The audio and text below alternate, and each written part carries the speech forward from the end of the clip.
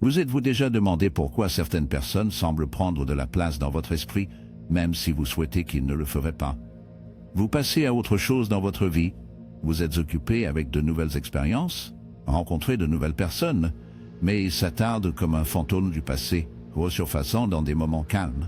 Carl Jung croyait que ces pensées récurrentes ne sont pas aléatoires. Ce sont des signaux de l'inconscient, nous exhortant à regarder plus profondément. L'esprit humain n'est pas simplement une machine qui traite les informations logiques et élimine ce qui n'est pas nécessaire. Il conserve ce qui est chargé émotionnellement, ce qui n'est pas résolu, ce qui a encore du sens, parfois contre notre volonté. Si quelqu'un apparaît constamment dans vos pensées, cela pourrait être un signe qu'il existe un lien psychologique caché entre vous, quelque chose qui reste inachevé dans les profondeurs de votre psyché. Le concept de Jung de l'inconscient collectif suggère que nous sommes tous connectés par un réseau invisible d'expériences, de symboles et d'émotions partagées qui vont au-delà de l'individu. Certaines personnes entrent dans nos vies et s'impriment sur cette partie plus profonde de nous.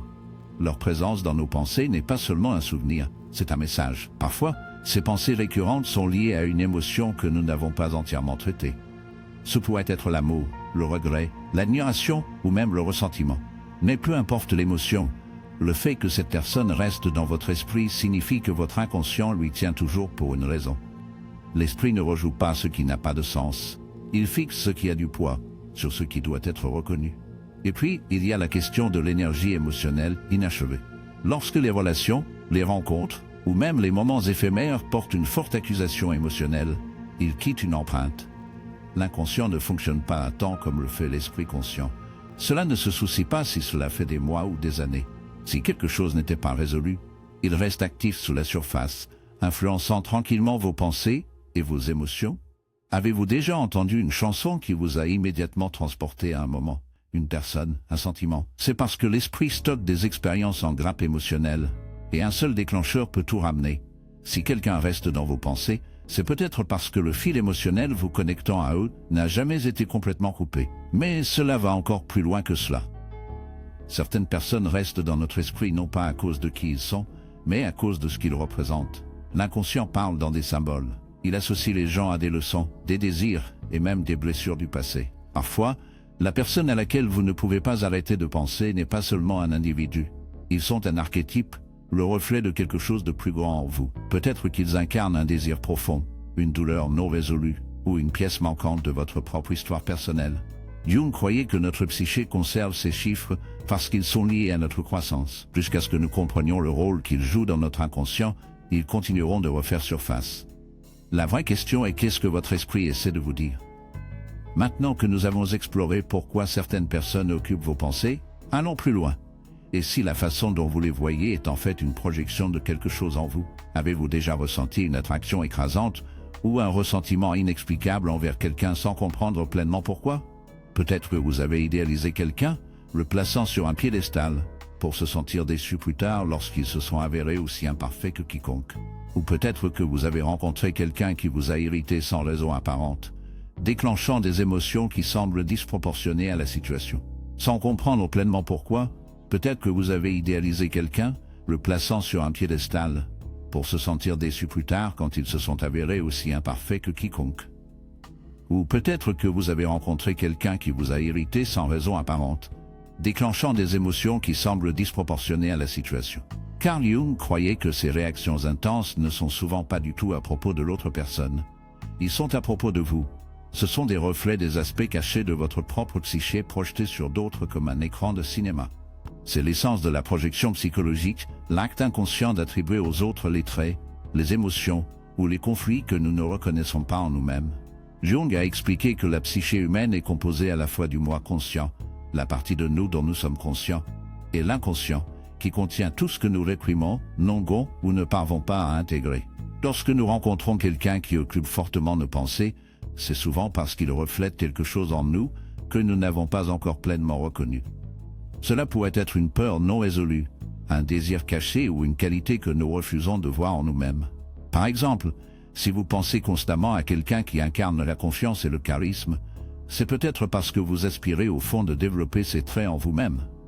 Dit d'un autre côté, si vous ressentez une aversion irrationnelle pour quelqu'un, cela pourrait être parce qu'il reflète une partie de vous que vous avez du mal à accepter. plus nous refusons de reconnaître certains aspects de nous-mêmes, plus ils ont de pouvoir sur nous, et plus nous les projetons sur d'autres. L'ombre, comme Jung l'a appelé, est le côté caché, et souvent plus sombre de notre personnalité. Les émotions, les désirs et les impulsions que la société ou notre éducation nous ont appris à supprimer. Nous aimons croire que nous sommes pleinement conscients de soi, mais en vérité, une grande partie de qui nous opérons sous la surface. Lorsque nous rencontrons quelqu'un qui résonne profondément dans notre psyché, il peut activer une partie de notre ombre. C'est pourquoi certaines personnes semblent hanter nos pensées. Ils représentent quelque chose que nous devons intégrer, quelque chose que nous essayons inconsciemment de traiter. L'esprit ne se fixait pas sur des personnes aléatoires, il se fixe sur ceux qui servent de miroir. Que nous le reconnaissions ou non, la vraie raison pour laquelle quelqu'un est constamment dans votre esprit pourrait ne pas être à son sujet du tout. Il pourrait s'agir d'un aspect de vous-même qui attend d'être découvert. Mais la projection ne s'applique pas seulement aux individus, il peut façonner toute notre vision du monde. La façon dont nous voyons les autres est filtrée à travers l'objectif de nos propres conflits internes. Si nous portons des insécurités profondes, nous pouvons supposer que d'autres nous jugent. Si nous luttons avec l'estime de soi, nous pouvons croire que les autres sont supérieurs. Si nous avons des blessures non résolues du passé, nous pouvons les projeter sur les relations actuelles, revivant de vieux modèles sans s'en rendre compte. Comprendre la projection est crucial, car il nous permet de récupérer les parties de nous-mêmes que nous avons sans le savoir. Les personnes que nous obsédons, admirions ou ressentons soulèvent souvent un miroir à quelque chose en nous. La clé est d'arrêter de chercher des réponses vers l'extérieur et de commencer à chercher vers l'intérieur. Alors que se passe-t-il lorsque ces projections sont liées à des liens émotionnels profonds? Lorsque l'attachement n'est pas seulement psychologique mais émotionnel, certaines personnes ne se contentent pas de passer à travers nos vies. Ils laissent une marque si profonde qu'il est impossible de les oublier, même après le temps, même après que nous nous sommes dit que nous avions évolué. Leur présence persiste comme une peine inachevée. Pourquoi cela se produit-il? Pourquoi certains liens émotionnels semblent-ils incassables, même lorsque nous essayons consciemment de lâcher prise?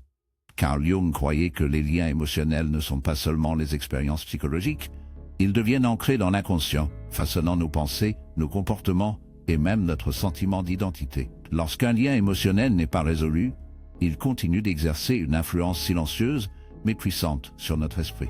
C'est comme si une partie de notre psyché était toujours enchevêtrée avec l'autre personne, rejouant de vieux souvenirs, recherche de fermeture ou tentant de comprendre ce qui reste inachevé. La neuroscience soutient cette idée. Lorsque nous formons un profond attachement émotionnel, notre cerveau crée des voies neuronales qui associent cette personne à des sentiments de sécurité, d'amour ou même de douleur. Ces circuits neuronaux ne disparaissent pas simplement lorsqu'une relation se termine. Au lieu de cela, ils restent actifs, éclairants lorsqu'ils sont déclenchés par un parfum familier, une chanson ou même une mémoire éphémère. C'est pourquoi certaines personnes restent dans nos esprits. Notre cerveau les a physiquement câblés dans notre paysage émotionnel. Plus le lien est intense, plus ces connexions neuronales deviennent fortes, ce qui rend difficile la désactivation de nos pensées à leur sujet.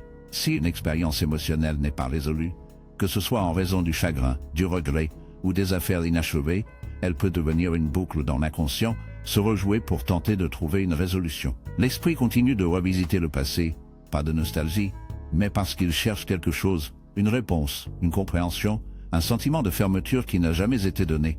Mais les liens émotionnels ne sont pas seulement neurologiques, ils sont profondément enracinés dans l'inconscient, où vivent les émotions transformées.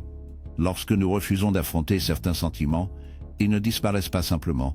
Ils deviennent des résidus psychiques, nous influençant d'une manière que nous ne réalisons pas pleinement. Avez-vous déjà remarqué comment certaines personnes semblent vous hanter, même lorsqu'elles ne sont plus dans votre vie? En effet, à un certain niveau, une partie de vous est toujours émotionnellement engagée avec eux. Jung pensait que les émotions non résolues agissent comme des contrats psychologiques inachevés. Jusqu'à ce que nous les reconnaissons et les tracions, ils continuent d'exiger notre attention.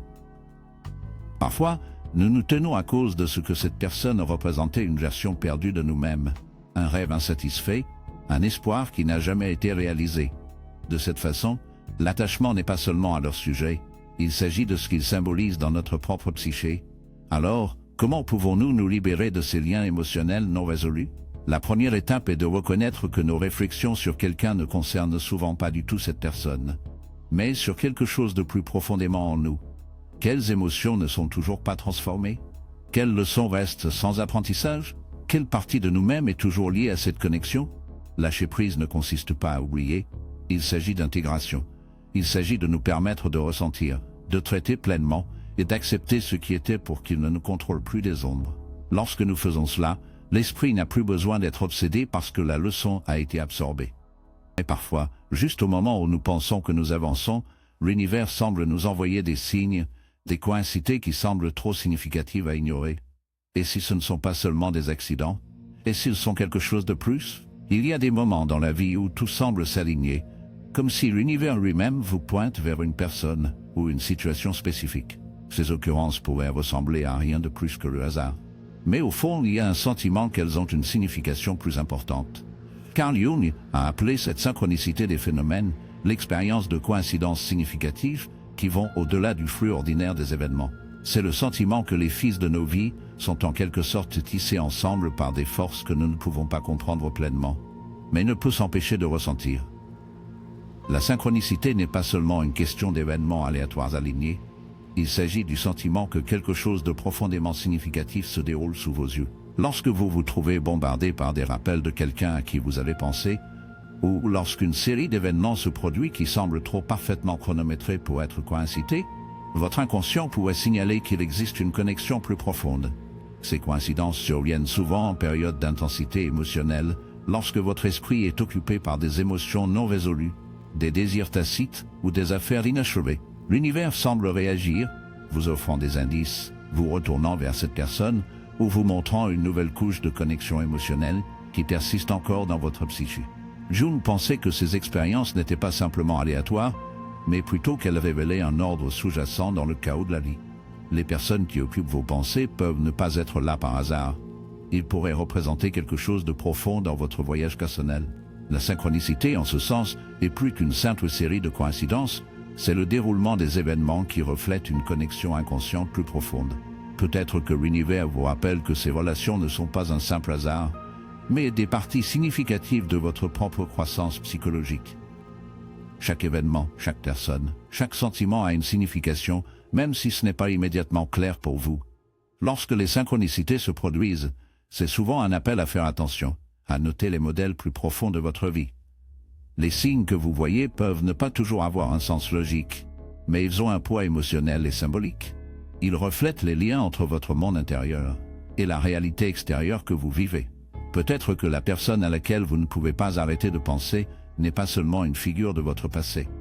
Ils peuvent symboliser quelque chose dans votre propre psyché qui est prêt à être reconnu ou guéri. Le fil invisible entre vous et eux est tissé de sens, et la synchronicité agit comme un doux rappel de faire attention, de regarder plus profondément et de croire qu'il y a un but dans ces connexions mystérieuses. Parfois, ces événements significatifs pourraient nous conduire à la question: est-ce vraiment toute coïncidence? Ou y a-t-il une connexion au-delà de la surface? Ces signes ne fournissent pas toujours des réponses claires, mais elles nous invitent à être curieuses de la possibilité qu'il y ait quelque chose de plus aux personnes qui restent dans notre esprit, quelque chose qui parle d'un modèle plus large que nous n'avons pas encore pleinement compris. Parfois, les gens qui restent dans votre esprit ne sont pas seulement des individus. Ils évoluent en quelque chose de beaucoup plus grand, prenant une signification symbolique dans votre inconscient. Ces personnes deviennent des archétypes, des figures universelles qui représentent des parties plus profondes de notre psyché et de nos expériences de vie. Ce ne sont plus simplement des gens, mais des représentations des qualités, des désirs ou des aspects non résolus de nous-mêmes. Selon Carl Jung, les archétypes sont des images primaires héritées de notre expérience humaine partagée qui façonnent nos perceptions et notre comportement. Ils servent de plan pour comprendre différentes dimensions de soi, et lorsque quelqu'un occupe vos pensées de manière persistante, ils peuvent jouer le rôle d'un archétype dans votre esprit. Prenez par exemple la figure du mentor, le guide sage qui vous aide à naviguer dans les défis, et vous développe d'une manière que vous n'aviez pas imaginée. Peut-être que quelqu'un dans votre vie a joué ce rôle, et sa présence dans vos pensées est davantage sur la sagesse qu'il a transmise plutôt que sur ses caractéristiques individuelles. Ou peut-être que c'est l'amant, représentant non seulement l'attachement romantique, mais aussi un désir de connexion profonde, de vulnérabilité et d'expression de soi. Cette personne, bien que réelle, peut incarner une partie de votre psyché qui cherche l'amour, l'acceptation ou l'intimité d'une manière qui n'a pas été pleinement explorée. Lorsque les gens se transforment en archétypes dans votre inconscient, ils cessent d'être juste des gens, Ils deviennent des navires de transformation personnelle. Jung croyait que les archétypes se forment à travers les interactions entre notre monde intérieur et le monde extérieur, façonnant comment nous nous rapportons aux autres et finalement à nous-mêmes. Au fur et à mesure que nous traversons la vie, nous rencontrons différentes figures archétypales, chacune influençant le cours de notre développement personnel. La personne qui occupe constamment vos pensées pourrait agir comme un miroir, reflétant un rôle que vous essayez inconsciemment de jouer. Ils peuvent représenter un aspect de votre propre croissance, ou même une qualité que vous apprenez à intégrer dans votre vie. S'ils apparaissent comme le guerrier, ce qui remet en question vos limites, la victime déclenchant des sentiments d'impuissance, ou l'ombre confrontant votre moi plus sombre, ils essaient tous de vous apprendre quelque chose sur qui vous êtes et qui vous devenez. Mais que se passe-t-il lorsqu'une vraie personne devient gelée dans le rôle d'un archétype? Lorsque nous idéalisons quelqu'un au point qu'il ne se sent plus humain, mais plutôt symbolique, dans ces cas, nous perdons de vue leur individualité et projetons plutôt un ensemble d'attentes et de désirs. C'est là que réside le danger. Lorsque la personne dans votre esprit n'est plus autorisée à être un être humain complet et complexe, mais devient un archétype dans votre psyché, vous pouvez avoir du mal à accepter leurs défauts, leurs imperfections ou leurs changements inévitables. Cette projection mène souvent à la déception, car la personne ne peut jamais vraiment être à la hauteur de la version idéalisée que vous avez créée. Cependant, la véritable leçon réside dans la reconnaissance de ce modèle et l'apprentissage à embrasser la complexité des autres et de nous-mêmes, au lieu de compter sur des images simplistes et unidimensionnelles. Les gens qui restent dans nos pensées ne font que partie de notre passé. Ils jouent souvent un rôle crucial dans la formation de notre monde intérieur. Lorsque vous pouvez reconnaître que quelqu'un est devenu un archétype dans votre psyché, vous gagnez le pouvoir de transformer votre relation avec lui et avec les parties de vous-même qu'il représente. La question devient, qu'est-ce que cette personne vous appelle à grandir? Et comment pouvez-vous utiliser ces informations pour vous rapprocher de votre moi authentique? Lorsque quelqu'un occupe constamment vos pensées, il est facile de se sentir dépassé, comme si votre esprit était piégé dans une boucle de contemplation sans fin. La première étape pour vous libérer de cette prison mentale est de comprendre que ces pensées persistantes ne sont pas nécessairement un signe de faiblesse ou d'obsession. Ils sont une invitation à explorer des couches plus profondes de votre propre psyché, à comprendre pourquoi cette personne continue de s'attarder et à découvrir les émotions et les attachements non résolus qui vous tiennent attachés. Le concept d'individuation de Carl Jung fournit un cadre puissant pour ce processus. L'individuation est le voyage vers l'intégration de toutes les parties de soi, à la fois claires et sombres, conscientes et inconscientes. Il s'agit de faire face aux aspects de vous-même qui ont été négligés ou réprimés et leur permettre de venir dans la lumière. Lorsque quelqu'un reste dans vos pensées, c'est souvent parce qu'il est connecté à une partie de vous qui n'a pas encore été pleinement reconnue ou compris. La clé pour libérer votre esprit commence par la conscience de soi. Prenez le temps de réfléchir à la raison pour laquelle cette personne occupe une place si importante dans votre esprit. Quels sentiments surviennent quand vous en pensez? Y a-t-il des émotions non résolues, des besoins non satisfaits ou des projections inconscientes en jeu? Peut-être représente-t-il quelque chose que vous n'avez pas encore complètement traité, la douleur, le désir, le regret, ou même quelque chose de positif comme l'admiration ou le potentiel insatisfait. Comprendre ces émotions est la première étape pour démêler la prise mentale qu'ils ont sur vous. La journalisation, la méditation, ou même une profonde inquiétude peuvent vous aider à identifier la racine de votre obsession. Une fois que vous comprenez la cause sous-jacente, vous pouvez commencer à libérer consciemment la charge émotionnelle qui continue de retirer vos pensées. Une autre étape importante consiste à apprendre à se détacher émotionnellement. Cela ne signifie pas effacer la personne de votre vie ou prétendre qu'elle n'avait pas d'importance. Cela signifie passer de votre attention de la pensée obsessionnelle à la neutralité émotionnelle. Le détachement vous permet de retrouver votre paix intérieure sans être contrôlé par les émotions non résolues liées à cette personne. Une méthode puissante de détachement est par la pratique de la pleine conscience. Être présent avec vos pensées et vos émotions sans jugement. Plutôt que de se perdre dans un récit sur cette personne, observez vos pensées au fur et à mesure qu'ils se produisent et laissez-les passer comme des nuages, genre le ciel.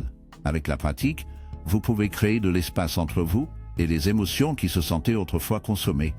Enfin, la libération de votre esprit implique également d'adopter le processus de guérison et de croissance. Chaque expérience, même celle qui implique des pensées persistantes sur quelqu'un, est une opportunité de transformation personnelle. Le travail de l'individuation nous demande de confronter nos ombres, les parties de nous-mêmes que nous avons cachées ou négligées, et les intégrer dans tout notre être. Si quelqu'un continue de hanter vos pensées, c'est peut-être parce qu'il représente une pièce non résolue de votre puzzle intérieur. Peut-être incarne-t-il une qualité que vous souhaitez développer, une blessure que vous n'avez pas guérie, ou une leçon que vous avez encore à apprendre. Au lieu de combattre ces pensées, permettez-leur de vous guider vers une conscience de soi et une clarté émotionnelle plus profonde. Grâce à ce processus, vous transformez ce qui était autrefois une source de douleur ou d'obsession en une voie vers la croissance personnelle et l'équilibre émotionnel. Lorsque vous commencez à comprendre les couches plus profondes de votre esprit, vous retrouvez la capacité de choisir votre orientation émotionnelle, de décider quelles pensées méritent votre attention et de rediriger votre énergie vers la croissance. La personne qui a dominé vos pensées peut encore tenir une place dans votre cœur, mais elle n'a plus le pouvoir de contrôler. De votre esprit, vous retrouvez la capacité de choisir votre orientation émotionnelle, de décider quelles pensées méritent votre attention et de rediriger votre énergie vers la croissance. La personne qui a dominé vos pensées peut encore tenir une place dans votre cœur, mais elle n'a plus le pouvoir de contrôler votre esprit. Grâce à la conscience de soi, au détachement et à la guérison, vous pouvez vous libérer de l'emprise des pensées obsessionnelles et revenir à un lieu d'équilibre émotionnel où votre vrai moi peut prospérer. Comme nous l'avons exploré aujourd'hui, les gens qui restent dans nos esprits ne s'attardent pas seulement dans nos pensées par accident. Ils transportent des messages, des leçons et des réflexions de parties plus profondes de nous-mêmes qui demandent l'attention. En comprenant les connexions inconscientes, les projections, les liens émotionnels et les archétypes en jeu, nous pouvons nous libérer des modèles qui nous retiennent et retrouver l'équilibre émotionnel.